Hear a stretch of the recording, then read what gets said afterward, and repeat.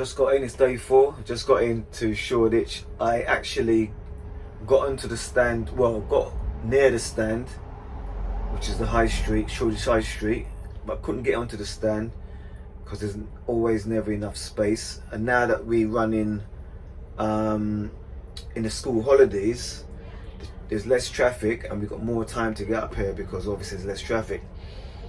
And so I got here, there was no space, so I had to go back down the road and back to the one-way system and come back round again. Now that I've come back round, I've found a space. It's not ideal, but it's near the bus stop. But that's what we have to do. Transport for London hasn't given us enough space. There's 2 routes on this. There's 2 routes that use this stand, 47 and the 35, and it's always busy. Normally our controllers tell us to get into here no earlier than 10 minutes early. We have to get in there because, as I said, we're coming in early and there's no space. So that's why I went round. So that if you're a new driver or if you're a spare driver on the 47s and you're finding yourself running early, make sure that you don't get in too early because you're going to get yourself in trouble in terms of finding a space. Plus we've had bus drivers that's had tickets for being in the wrong spot. So careful. Yeah, this stand is always full up.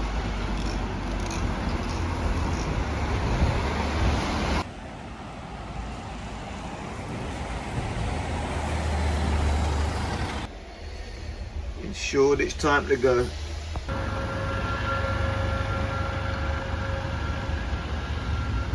Just finished day 4. Wow, a lot was going on today. I didn't get a chance to catch a lot of visual stuff. It was a sort of, the first round was a pretty quiet round. I mentioned that already on a 47, but I didn't have this when I got back out of school bus, but they had a job for me because schools are off. I keep saying that. I know I said that a few times. Schools are off, so it had another job for me. It was, well, I had my break, yeah, something to eat. And then I had 199, which goes from Bellingham, which is a bus garage, Catford bus garage, to Canada Water.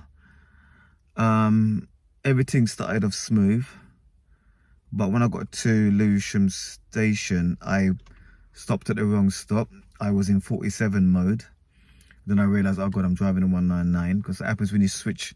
You've got one bus in the morning, and then you get another bus. So I had to get myself in gear. Anyway, I got to Canada Water.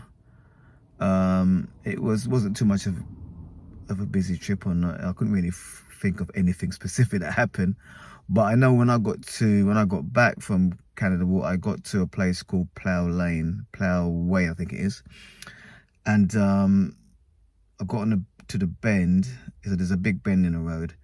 I saw another 109 coming, but I probably should have waited, but I already committed myself, and the person committed themselves, and so he was on this bend. It was quite close. The driver of the other 109 got through. It was very tight. I guided her through. But I was I moved over a bit when she was trying to get through at first. So I ended up with my overhang of the bus was just resting on the curb, just about a couple of inches. And because of that, I couldn't move the bus because I couldn't close the front doors. I opened the front doors when I realized there was a problem. Some of the passengers got off, so I had the door open, so I couldn't close it again, because I think what happens, the weight of the bus was pushing the front platform up probably a few millimeters, so the door wouldn't close.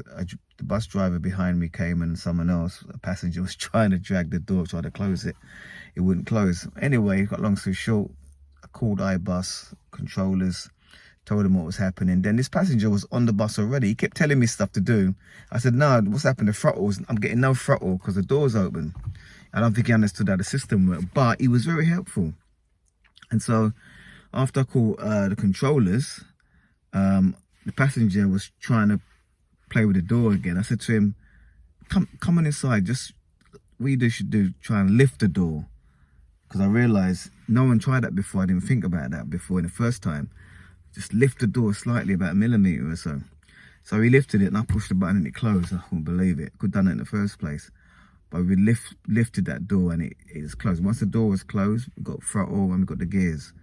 And it's managed to sort of move. But then a stupid lorry came down. I mean, there's a bus waiting to get through. And this lorry overtakes the bus and thinks, oh, he can get through. And he's almost wider than the bus. You know, I think he was a little bit wide, especially his mirrors. He actually got through, but it was very tight. He got through. It shows you could get through it. He got through. And then I just had to just get on my way. But I wanted to call my controllers to tell them what's happened. Couldn't get through to, well, I didn't get through to them straight away. Passengers was waiting at the next bus stop. I said that there's a problem. I was holding up the other buses. And I said, there's a bus right behind, but I don't know what I'm going to be doing. So I'm calling the controllers to see what they want me to do. At that time, I didn't realize I probably had enough time to get back to the garage. I would have been late because I was worried about getting back because I had to do a 47 after that.